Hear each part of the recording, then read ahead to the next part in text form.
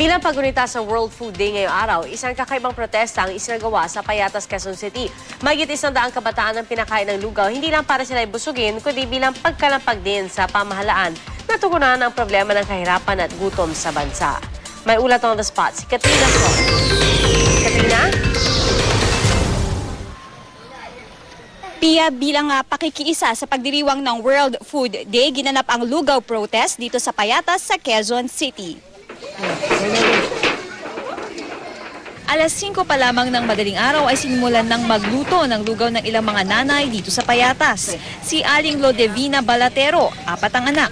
Nagkusa raw siyang tumulong at sumali sa aktibidad na ito dahil sa pamamagitan nito ay makakakain ang kanyang mga anak.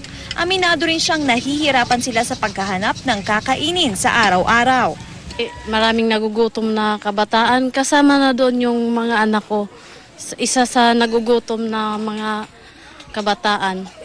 Hindi lang kabataan, pati mga matatanda din. Isa po sa ating maising programa. Isang panawagan para kay President Noynoy Aquino para matugunan ang lumalalang problema ng kahirapan at kagutuman sa ating bansa ang layunin ng lugaw protest na ito. Trabaho, dagdag sahod at reforma sa lupa ang siyang hinihingi nila sa ating Pangulo. Aabot sa mahigit 100 kabataan ang libreng pinakain ng lugaw ngayong umaga. Ang mga kabataan raw kasi ang siyang direktang naapektuhan ng kahirapan. Sa pamamagitan raw nito ay sana makita ng gobyerno ang totoong kalagayan nila. Hindi raw kasi ipinapakita ng ating gobyerno ang totoong sitwasyon ng ating bansa. Sa 2 taon raw na pamumuno ni Aquino ay hindi nila naramdaman na bumuti ang kanilang kalagayan. Maliit na raw ang sahod at pinapalayas pa sila sa kanilang mga tinitirhan. Sana rin daw ay di alisin sa kanila ang pangunahing trabaho nila dito, ang pagpapastik.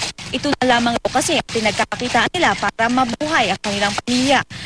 Ang hinihingi raw nilang aksyon ay di na para sa kanila, kundi para na lamang sa kinabukasan ng kanilang mga anak. Sabi nga ng gobyerno natin na wala na raw nagugutom sa ating bansa. So ito nga yung isa sa ipinapakita namin na wala na ho kaming makain, ginagawa pa hong pinapalayas pa ho kami dito sa aming lugar. Maraming nagugutom sa ngayon. Sabi ng gobyerno na wala nang nagugutom.